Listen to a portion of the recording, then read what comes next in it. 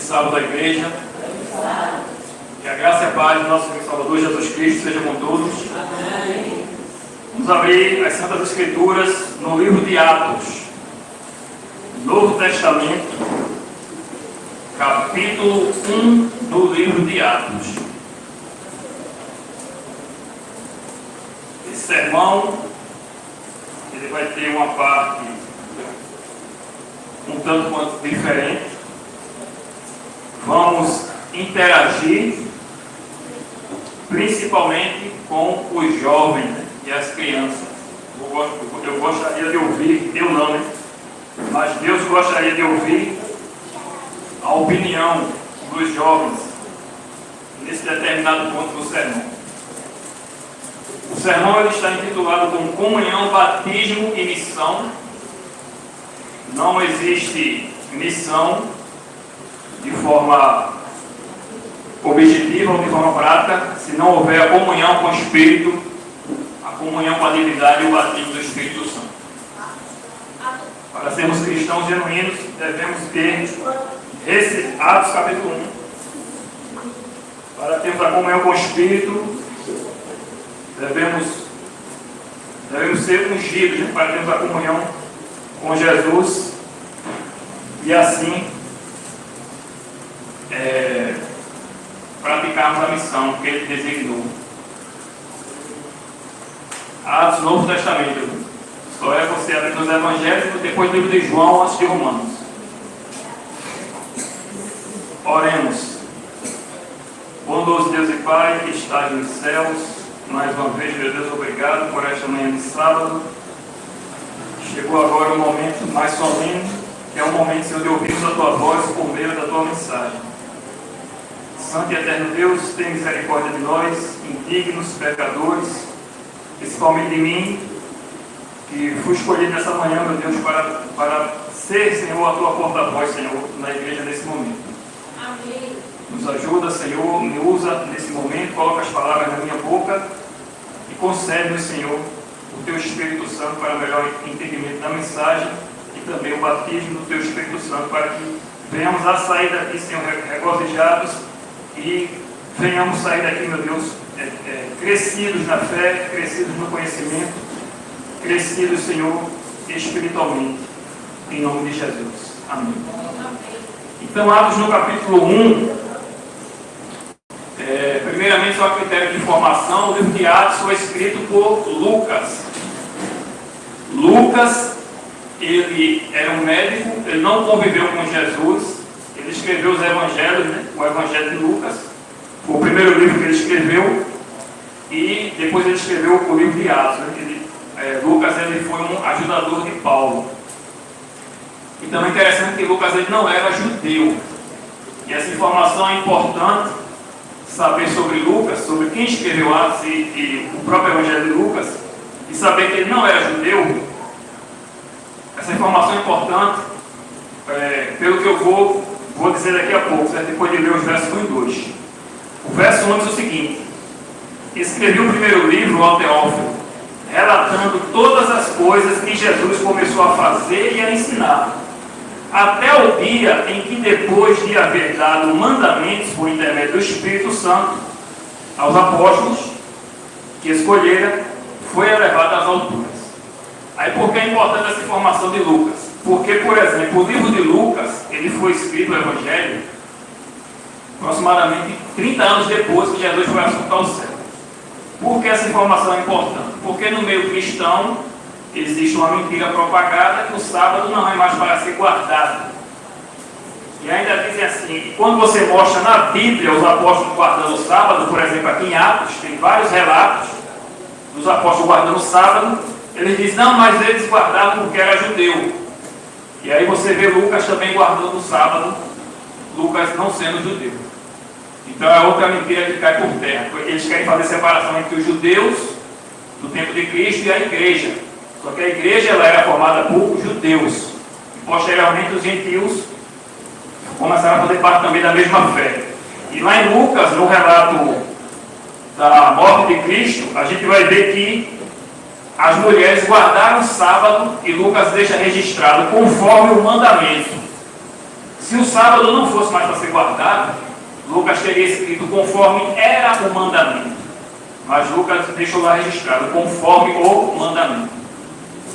Então isso é importante a gente saber, principalmente quando for dar estudo bíblico, ou quando for debater a Bíblia com outro irmão de outra denominação. Aí aqui no verso 3, verso 4 e verso 5, diz o seguinte: a estes também, depois de ter padecido, falando de Jesus, se apresentou vivo com muitas provas incontestáveis, aparecendo-lhes durante 40 dias e falando das coisas concernentes ao reino de Deus.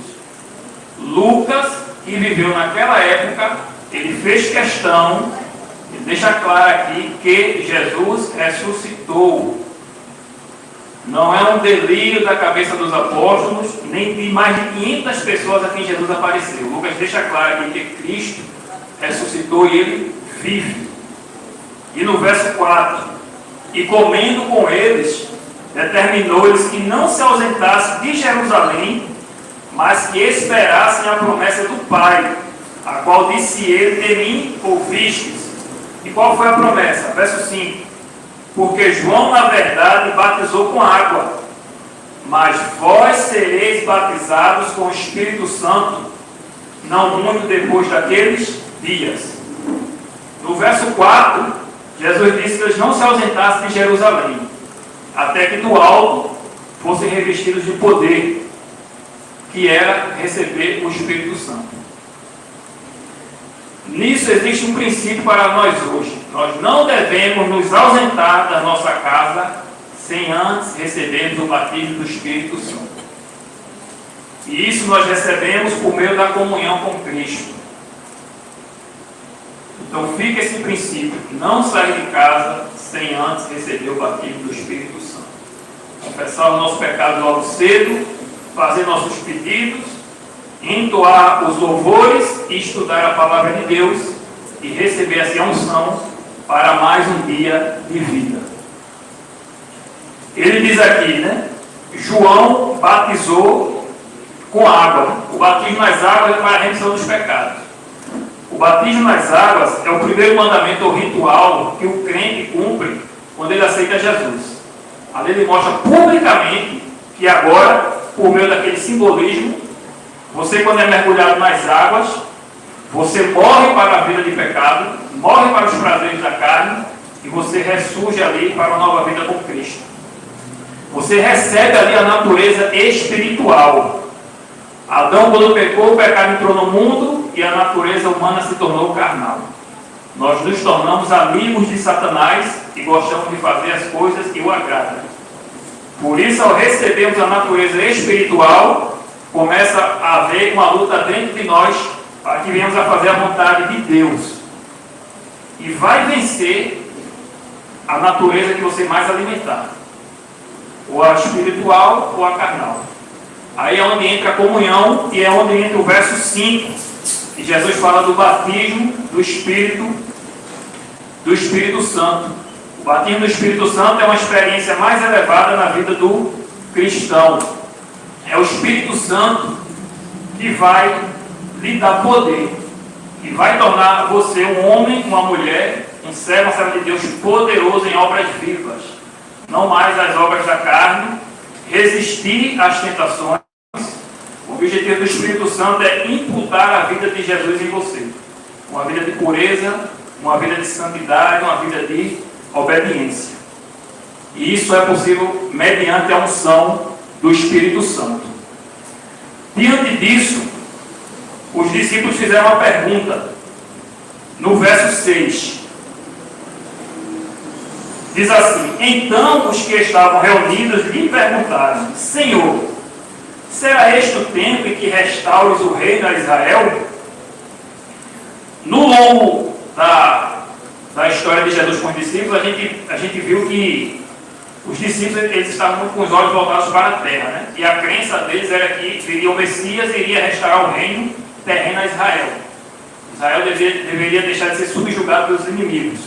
Porém, não foi para isso que Cristo veio. E na nossa mente também, a gente, nessa espera de Jesus voltar, né, e muitos a acham demorada, a gente pode também pensar e fazer essa mesma pergunta. Será neste ano que Jesus Cristo vai voltar? Essa é a grande esperança, né? Mas muitas vezes a gente se acha demorada. E muitas vezes a gente, por conhecer as profecias, a gente pode cair no comodismo e relaxar na nossa fé. Por exemplo, a gente sabe que para Jesus voltar, deve acontecer ainda algumas coisas. Né? Infelizmente, ele vai permitir o sofrimento para despertar a humanidade, para despertar o mundo. Dentre os quais, por exemplo, antes de Jesus voltar, tem que ser anulada a lei de Deus na face da terra, tem que ser estabelecido o domingo como um dia santificado mundialmente, onde as pessoas não poderão comprar nem vender, a não ser que aceitem exatamente a marca da besta que será imposta, que será o domingo. Aí eu, por exemplo, não creio que Jesus venha esse ano. Por quê? Nos meus estudos, na minha convicção bíblica, se o decreto dominical tem que sair para Jesus antes de Jesus voltar, Jesus tem que permitir isso. Eu entendo que o decreto dominical vai durar 3 anos e meio. Só que é importante dizer que a Igreja Adventista do Sétimo Dia não ensina que o decreto dominical vai durar 3 anos e meio, certo? E refuta essa ideia, porque eles acreditam que se você ensinar que o decreto vai durar 3 anos e meio, você estaria marcando datas para a volta de Jesus. E a gente sabe que desse dia ninguém sabe. E a gente sabe também que tem muita gente marcando data, né, para Jesus voltar em 2027, para Jesus voltar em 2031. Né? Contudo, o que eu quero dizer é o seguinte: eu gostaria muito que Jesus voltasse, quando saísse esse decreto dominical, durasse apenas 3 dias, e não 3 anos e meio ou 3 meses. Na realidade, nós não sabemos quanto tempo vai durar o decreto dominical, mas ainda assim, quando sair o decreto dominical, ainda tem outras coisas a acontecer, como por exemplo o derramamento das pragas. Mas aí no derramamento das pragas, a porta da graça já estará fechada. Mas o que eu quero dizer é o seguinte: assim como os discípulos, eles estavam pensando nas coisas ainda da terra, né, o quando Jesus restabeleceria o seu reino, o importante que a gente vai ver nos versos seguintes é estarmos preparados e estarmos em comunhão. Por quê? Jesus voltando esse ano ou não, não importa. O que importa é nós vivemos os planos de Deus que Deus estabeleceu para nós. Amém. E nós só saberemos o plano de Deus individualmente para cada um se nós mantivermos comunhão com Ele. O dia de amanhã, por exemplo, nós não sabemos. Ontem mesmo ganhou um livramento muito grande. Né? No mínimo, as pessoas poderiam ter ali me assaltado. Eu ando com meu celular aqui no bolso e ouvindo louvores, despreocupado. E já de longe, os camaradas me chamando a atenção. Eu digo, voltar, eu já não vou voltar. Confiei em Deus e segui em frente. Enfim, poderia ter me acontecido alguma coisa ruim. Como pode acontecer, nós somos sujeitos a tudo nesse mundo. Um acidente, uma bala perdida. Então o mais importante é nós estarmos preparados, independentemente se Jesus vai vir esse ano, ou se Jesus vai vir daqui a 10 anos. Mas uma coisa também é certa, que os últimos acontecimentos serão rápidos. E aí no verso 7 e no verso 8, vem a resposta de Jesus. Ele diz o seguinte: ele no verso 5, ele volta à mente dos discípulos para as coisas espirituais. Fiquem em Jerusalém para que vocês sejam batizados. E aí, quando os discípulos perguntam, ele volta novamente dos discípulos para as coisas espirituais. Verso 7. Respondeu-lhes: não vos compete conhecer tempos ou épocas que o Pai reservou pela sua exclusiva autoridade, mas recebereis poder ao descer sobre vós o Espírito Santo, e sereis minhas testemunhas, tanto em Jerusalém, como em toda a Judéia e Samaria, e até aos confins da terra. Então, o que Deus quer de cada um de nós é que tenhamos comunhão com Ele, que sejamos pessoas cheias do Espírito Santo, para podermos viver os planos de Deus para nós. E só é possível isso se nós mantivermos comunhão com Ele. É através da comunhão que nós seremos batizados com o Espírito Santo. E aí é onde eu quero fazer a interação com a igreja. Fazer essa interação com a igreja. No verso 14, antes disso, né? Os discípulos, eles foram obedecer o mandato de Cristo. Aqui diz no verso 14: todos estes perseveravam unânimes em oração, com as mulheres, com Maria, com a mãe de Jesus e com os irmãos dele. Ou seja, comunhão em casa e comunhão na igreja, como a gente está fazendo. Hoje, por exemplo, será que teve alguém que deixou de fazer a sua comunhão com Deus em casa? Ou será que ninguém, algumas pessoas, principalmente os mais jovens, os recém-convertidos, será que não foram ensinados a fazer a comunhão em casa, por exemplo? Nós ensinamos, a igreja ensina, através da ordem de Cristo, né? Jesus diz: buscar em primeiro lugar o reino de Deus e a sua justiça. Então, eu não posso sair de casa sem antes buscar primeiro o reino de Deus e a sua justiça. Não posso sair que nem um animal sem nenhum pensamento em Deus. É claro que vai acontecer de dias que a gente vai se acordar mais atrasado e nós não vamos poder fazer o nosso devocional como deveria. Mas para crescermos espiritualmente, nós temos que ter um devocional de qualidade. O que é um devocional de qualidade? É você não ter pressa. É você pegar a sua Bíblia ali e não ter pressa. Esmiuçar os versos, meditar naquilo ali que você está lendo. E o Espírito Santo vai colocando impressões na sua mente sobre o que Ele quer de você, por exemplo. Um conselho, antes da gente, quando a gente for fazer o nosso devocional de manhã, quando a gente se acorda, diz: olha, você se acordou, vai logo se ajoelhar, orar. Eu prefiro fazer o seguinte: quando me acordo, vou logo lavar o rosto, se der já molha a cabeça, fiquei o cabelo, já tiro o sono, e aí, tendo tempo, eu vou ouvir louvores, 2, 3, 4 louvores, dependendo da hora, e aí já vai preparando a minha mente para entrar em oração com Deus e no estudo da palavra. A mesma coisa aqui na igreja. Por que a igreja, o culto começa sempre com louvores? Porque já vai preparando a nossa mente para receber a mensagem, esquecendo as preocupações lá fora e preparando a nossa mente com a mensagem. Se você começa ouvindo alguns louvores logo cedo e depois você entra em oração, você vai perceber que quando faltar assunto, em vez da sua mente ficar vagando por qualquer outra ideia, o Espírito Santo vai trazer à mente os louvores que você estava entoando antes de começar a orar. Então isso é também importante. Aí depois você vai orar, vai fazer seus pedidos, seus agradecimentos, confessar seus pecados e pedir o batismo também do Espírito Santo. E aí eu queria, a interação da igreja é o seguinte: a gente vai tocar o hino, nesse momento, a gente vai fazer como se estivesse em casa, cada um individualmente. Nós vamos ouvir um louvor, certo? De preferência vamos cantar, participar realmente cantando, de pé, e depois do louvor, eu gostaria de dar mais tempo, mas não vai ser possível. O que é que a gente vai fazer? Você vai ter 1 minuto, depois do louvor, para fazer uma oração individual, certo? De preferência que você puder também de joelho, como se estivesse na sua casa, e nós vamos dar 3 minutos para que você escolha um capítulo da Bíblia, talvez não dê tempo, em 3 minutos, de um capítulo, nós você lê alguns versos, 10 versos, por exemplo, escolhe um capítulo aleatório, e depois a gente vai interagir, querer saber de você, o que foi que você mais gostou, o que foi que você não entendeu, o que o capítulo quer dizer, e o que Deus quer de você ali, ou até mesmo um verso que você não gostou.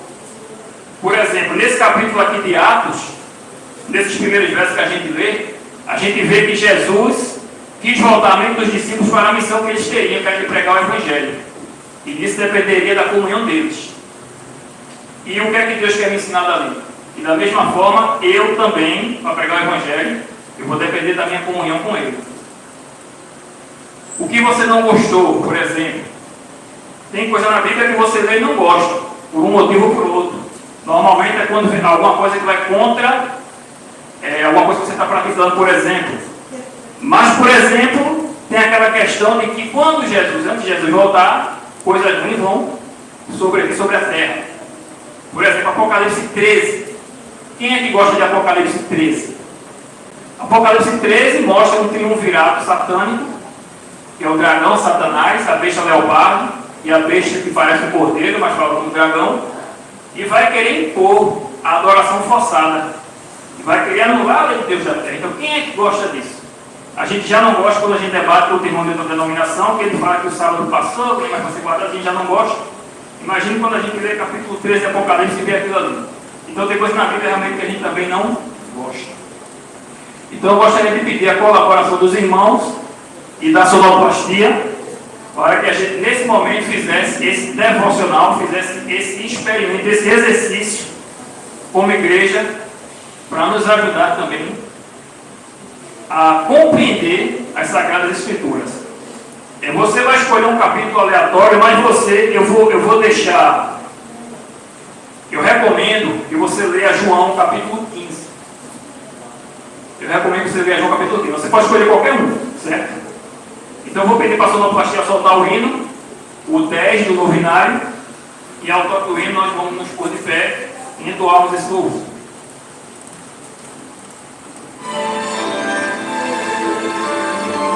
Todos de pé. Para saber quando é que você está na sua casa. O Senhor está.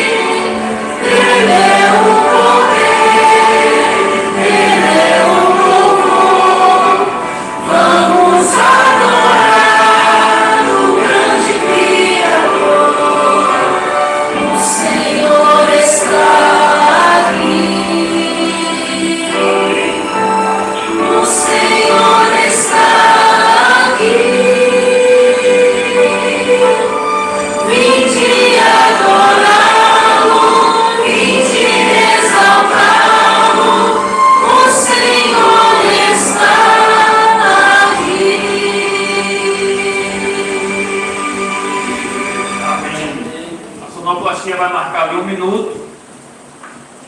Quando terminar, ele nos avisa. E aqueles que puderem, vamos dobrar o joelho. Orar de forma individual.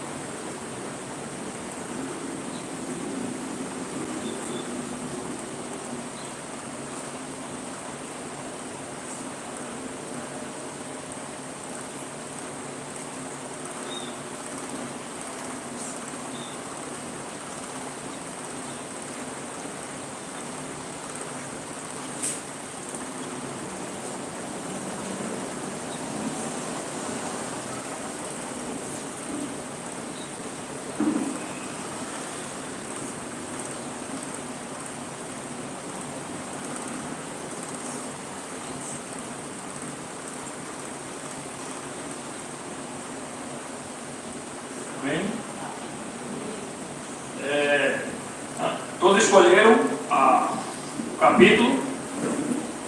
Aqueles que não puderem ler por algum motivo, né?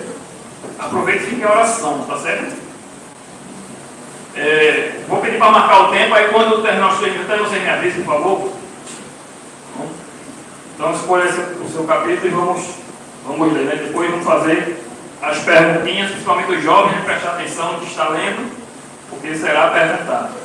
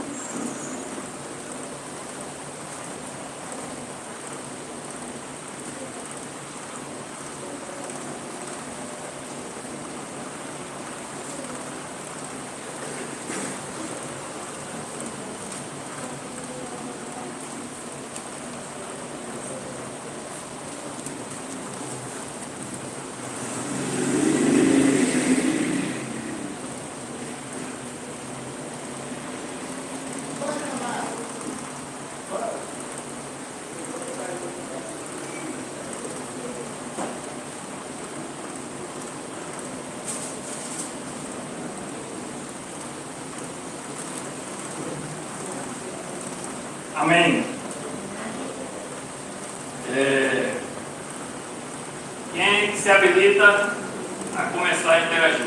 Quem quer ser o primeiro a comentar? Qual foi o capítulo que você leu? Que você mais gostou? Eu escolhi o que a irmã pregou no domingo em João 15. Eu sou a videira, você é o ramo. Aí essa pregação para hoje Eu sou a videira, vós sois o ramo. Quem permanecer em mim e nele será muito mais fruto. Porém, se em mim vós não comecei fazendo nada, Esse foi o verso que você mais gostou. Por quê?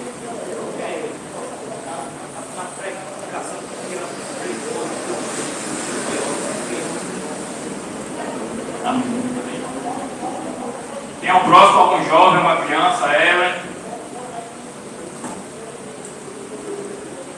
Você leu? Meu Deus. Cuidado com o cochilo. Será que eu falar?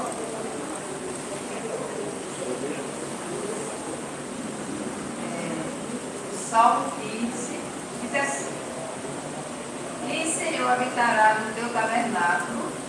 Quem há de morar no teu santo monte?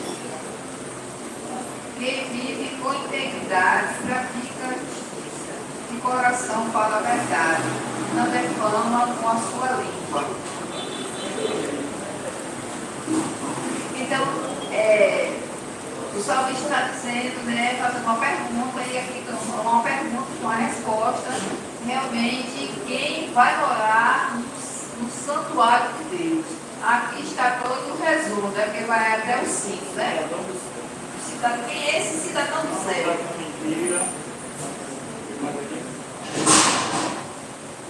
Ele nem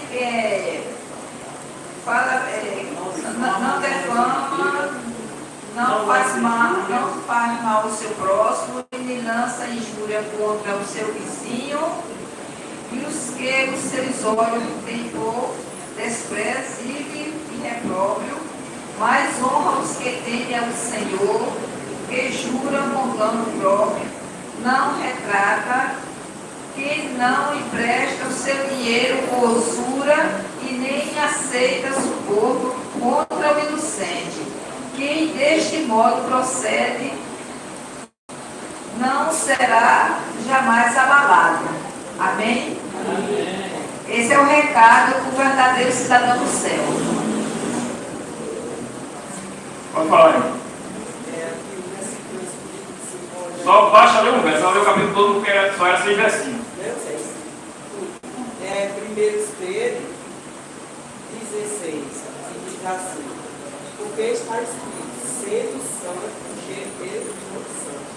Amém. Isso ele faz entender que a necessidade de que é o coração,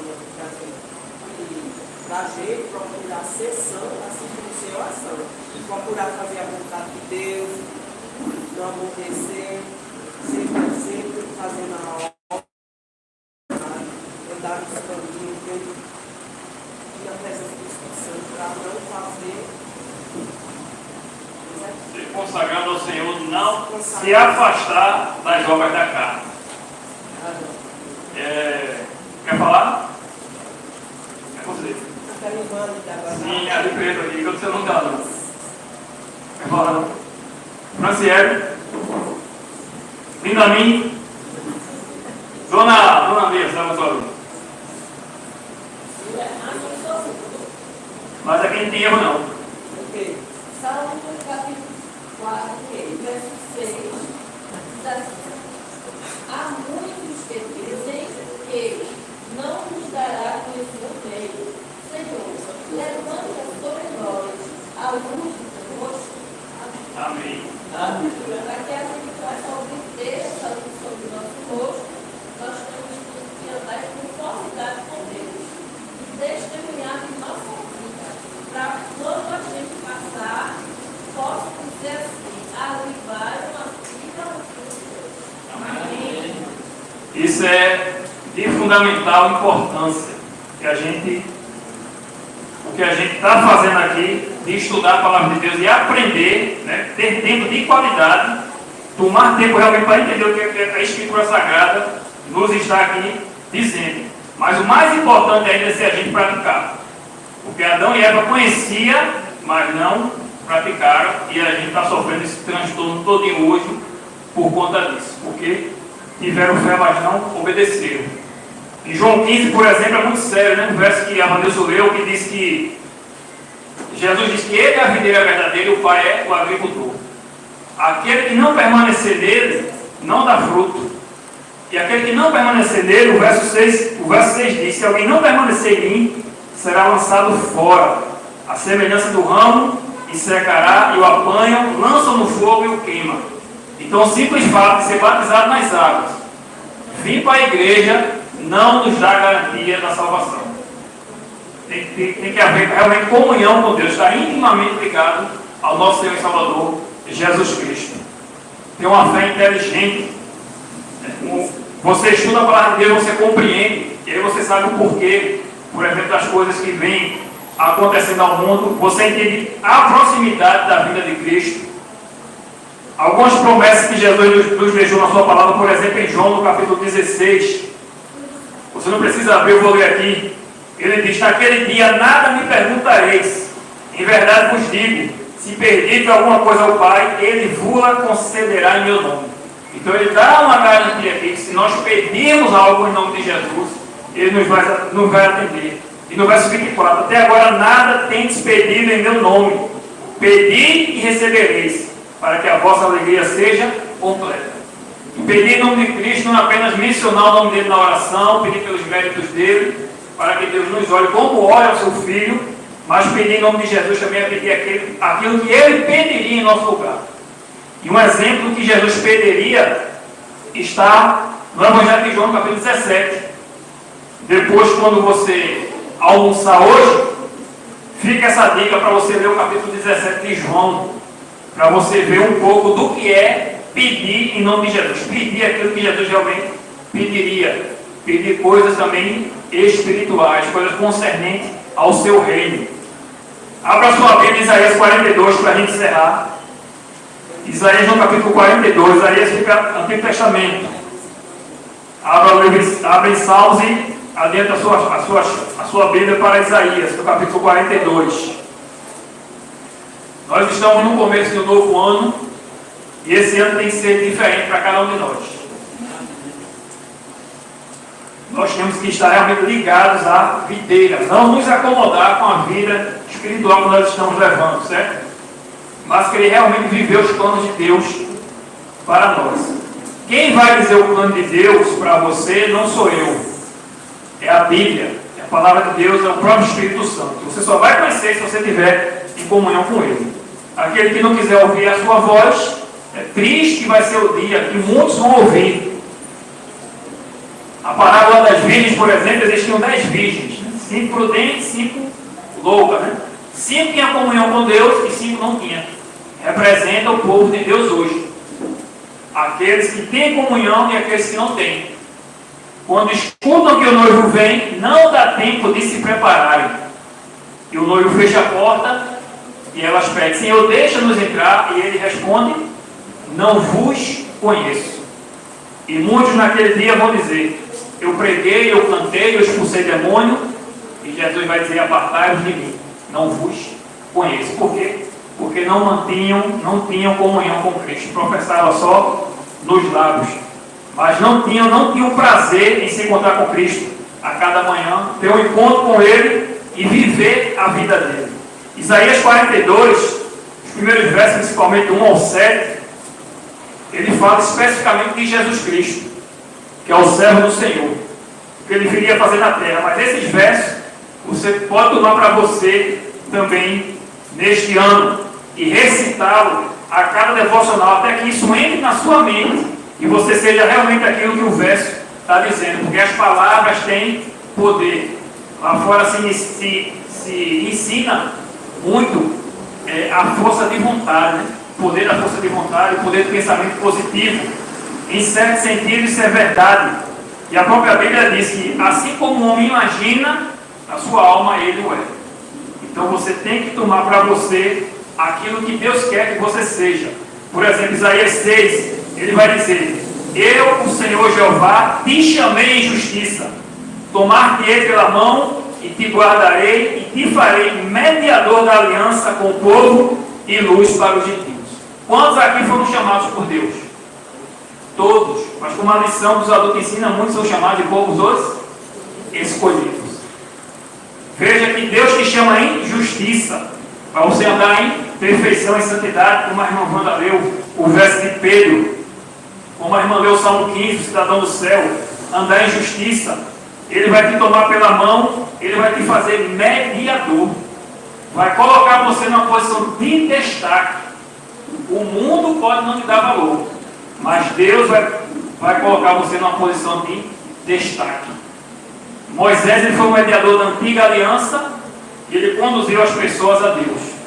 Jesus é o mediador da nova aliança e conduz as pessoas a Deus. E assim ele quer fazer você também ser um mediador da aliança entre o povo, no lugar que você habita, onde você trabalha, onde você estuda. Luz, aqui diz no verso, no finalzinho, luz para os gentios. Quando você vai num hospital, por exemplo, você vai ter um atendimento médico, pode ser um hospital, uma escola, vou dar um exemplo do hospital. Você sabe como é precário as coisas para quem depende do governo, certo? Então você tem que sair de casa já preparado para o que vai vir e receber a unção do Espírito Santo, porque você não vai ali apenas para resolver os seus problemas, tá? Você vai ali para ser luz. Você não vai estar ali para estar reclamando do atendimento, da demora, do governo. Você vai estar ali para trazer esperança. Eu não estou dizendo que você vai pegar uma Bíblia, abrir a Bíblia lá e começar a pregar, feito muitos fazem por aí, muitas vezes de forma errada. Mas Deus vai lhe usar ali, se você se permitir. Ele vai colocar você como mediador. Você vai estar ali em oração, orando pelos médicos, pelos atendentes, por cada pessoa que ali está, para que seja resolvido o caso delas. E pode ter certeza que Deus vai colocar alguém ali para conversar com você, e você vai poder falar de Deus, do reino de Deus, da sua vida para essa pessoa. Você vai poder explicar por que o mundo está assim, por que os hospitais estão cheios, estão lotados, porque o povo perece por falta de entendimento, porque o sacerdote se esqueceu da lei de Deus, e pela desobediência o povo está desse jeito. Então você vai ser ali luz na vida daquelas pessoas, daquela pessoa que chegar ali para você. Como diz o verso 7, para abrires os olhos aos cegos, para tirares da prisão cativo e do cárcere os que jazem em trevas. Tome esse verso para você e se decida realmente ser um embaixador de Jesus Cristo na terra.